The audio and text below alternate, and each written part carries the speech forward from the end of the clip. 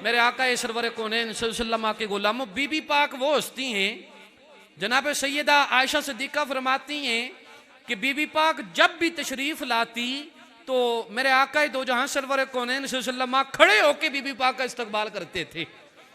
وہ یار ایک بات بنتی ہے، اگر آپ کی بیٹی کی شادی ہو جائے ملتان یا شکرگڑھ دور کہیں شادی ہو جائے آپ کی بیٹی کی، 6 مہینے کے بعد آپ کی بچی گھر میں آئے، باپ کھڑے ہو کے بچی کا استقبال کرے تو بات سمجھ میں آتی ہے کہ یار بیٹی کا رشتہ بڑا انمول ہے، بڑے دور رہتی ہے بچی، 6 ماہ بعد آئی ہے تو باپ کھڑے ہو کے استقبال کر رہا ہے۔ بی بی پاک کی شان تو دیکھو، گھر بھی بڑے قریب ہے۔ سیدہ عائشہ نے یہ نہیں کہا کہ اتنے عرصے بعد آتی، آپ فرماتی ہیں جب بھی حضور کی بارگاہ میں سیدہ پاک آتی تو حضور کھڑے ہو کے بی بی پاک کا استقبال کیا کرتے تھے، اور فرمایا صرف استقبال نہیں کرتے، فقبلہا، آپ فرماتی ہیں کہ حضور بی بی پاک کا ماتھا چوما کرتے تھے۔ ایسے ہی تو نہیں کہا فاطمہ تو بضعۃ منی، اور لوگوں فاطمہ میرے جسم کا حصہ ہے، جس نے فاطمہ سے پیار کیا اس نے مجھ محمد سے پیار کیا، اور فرمایا جس نے فاطمہ سے بغض رکھا دراصل اس نے محمد سے بغض رکھا ہے۔ آقا دو جہاں کے غلاموں، اور بڑی مزے کی بات سیدہ عائشہ فرماتی ہیں فی مجلسہ وعدلسہ، آقا اپنی جگہ پہ سیدہ پاک کو بٹھایا کرتے تھے۔ یہ شان ہے بی بی پاک کی کہ کھڑے ہو کے استقبال کرنے والی ہستی کسی دنیا دار کی نہیں ہے۔ اور ایک بات اور پتا چلی، آج کوئی مولوی، کوئی پیر، کوئی وڈیرا بی بی پاک کا ادب کرے یا نہ کرے، حضور نے ادب خود کر کے بتایا ہے، اور ادب والا وہی ہوگا جو بی بی پاک کا ادب کرے گا، اور فرمایا بندہ وہی ہوگا، انسان وہی ہوگا، کامل مومن وہی ہوگا جو بی بی پاک کا نام آئے تو اپنی گردن کو جھکا لے گا۔ اور یہاں کوئی جھکائے یا نہ جھکائے، آج جن کی گردنوں میں سریہ پڑا ہوا ہے سیدوں کا نام سن کر، اہل بیت اطہار کا نام سن کر، یاد رکھنا کل قیامت کا دن ہوگا، سارے نبی گزر جائیں گے، آخر پہ جس ہستی نے گزرنا ہے اس ہستی کا نام بی بی سیدہ پاک ہے۔ اللہ اکبر کبیرہ، جس وقت بی بی سیدہ پاک کا گزر ہوگا تو اللہ کی بارگاہ سے آواز آئے گی، تمام ملائکہ، تمام نبی، تمام رسول اپنی گردنوں کو جھکا لیں۔ اللہ اکبر کبیرہ، شان دیکھو بی بی پاک کی، فرمایا تمام نبی، تمام رسل، تمام انبیاء، تمام ملائکہ، تمام امتیں اپنی گردنوں کو جھکا لیں۔ انبیاء عرض کریں گے مولا کیا بات ہے، کتنی کوئی شان والا ہے جو گزرنے والا ہے، تو آواز قدرت آئے گی، لوگوں گردنوں کو جھکا لو، نبی کی بیٹی کا گزر ہونے والا ہے۔ فرمایا نبی کی بیٹی کا گزر ہونے والا ہے، آج سارے گردنوں کو جھکا لو۔ تو مزہ تب ہے کہ الا المودۃ فی القربا، آج انسان دنیا میں رہ کے بی بی پاک سے محبت نہ کرے بلکہ مودت رکھے، اور بی بی پاک کے بچوں سے مودت رکھے۔ مودت کیا ہے کہ مودت دل سے نکل جائے تو بندہ مر جاتا ہے۔ ہاں، جس گھڑی مودت اہل بیت اطہار، پیارے اہل بیت اطہار دل سے نکل گیا تو سمجھ لینا بندے کا ڈھانچہ باقی رہ گیا ہے، دل مردہ ہو گیا ہے۔ آقا دو جہاں سرور کونین صلی اللہ علیہ وسلم کے غلاموں، اصحاب رسول اور اہل بیت اطہار، آج مارکیٹ کے اندر طرح طرح کے لوگ موجود ہیں جن کے پاس تھرمامیٹر موجود ہیں، او جی اہل بیت اطہار اور صحاب رسول میں پیار نہیں تھا، معاذ اللہ علیہ باللہ۔ آؤ حدیث پاک سنیے، ابن عساکر میں روایت موجود ہے، اور راوی ہیں حضرت عمر رضی اللہ تعالیٰ عنہ۔ محبت بری آواز میں سبحان اللہ آ جائے۔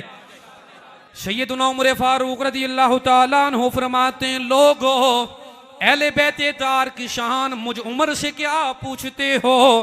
فرمایا قیامت کا دن ہوگا، علی، فاطمہ، حسن، حسین، فرمایا علی، فاطمہ، حسن، حسین اللہ کے عرش کے نیچے سفید قبے میں حضیرت القدس کے اندر اللہ کے عرش کے نیچے یہ 4 ہستیاں ہوں گی، اور ان کے ساتھ 5ویں ہستی کوئی اور نہیں ہوگی بلکہ خود مصطفیٰ کی ہستی ہوگی۔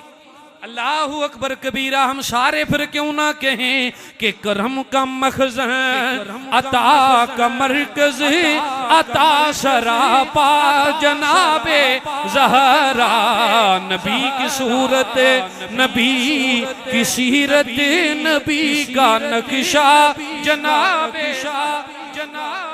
سیدنا عمر فاروق فرماتے ہیں اللہ کے عرش کے نیچے سفید قبے میں یہ 4 ہستیاں ہوں گی، اور ان کے ساتھ جو 5ویں ہستی ہوگی وہ کوئی اور نہیں ہوگی بلکہ خود محمد رسول اللہ کی ہستی ہوگی۔ پتا چلا 5 تن پاک مقصود کائنات ہیں۔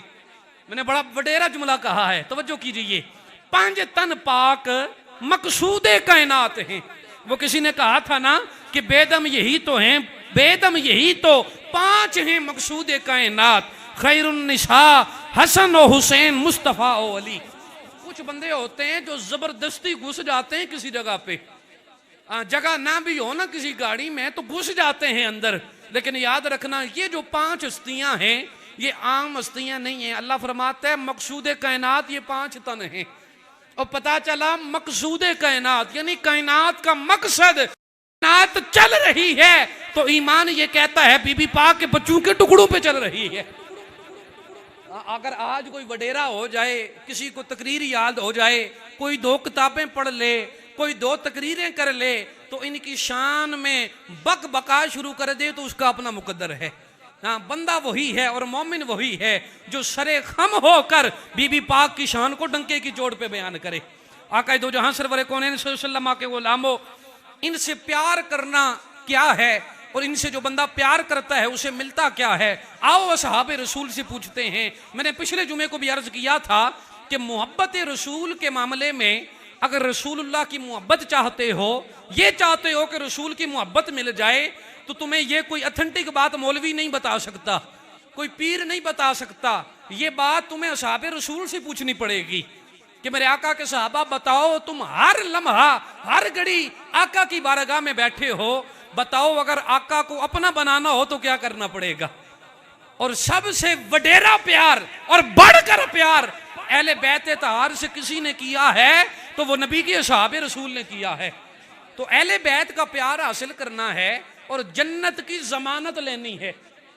بڑا وڈیرا جملہ ہے، توجہ کیجئے، جنت کی ضمانت چاہتے ہو، او بابا جنت مل جانا اور بات ہوتی ہے، جنت کی ضمانت مل جانا کہ یہ بندہ پکا جنتی ہے، ضمانت لگ جائے، مور لگ جائے۔ اگر جنت کی ضمانت چاہتے ہو، اہل بیت طہار سے پیار چاہتے ہو، تو یہ طریقہ بھی آل اصحاب رسول سے پوچھنا پڑے گا۔ حضور کے صحابی ہیں جن کا نام ہے ابو دردہ۔ کیا نام ہے جی؟ بولیے۔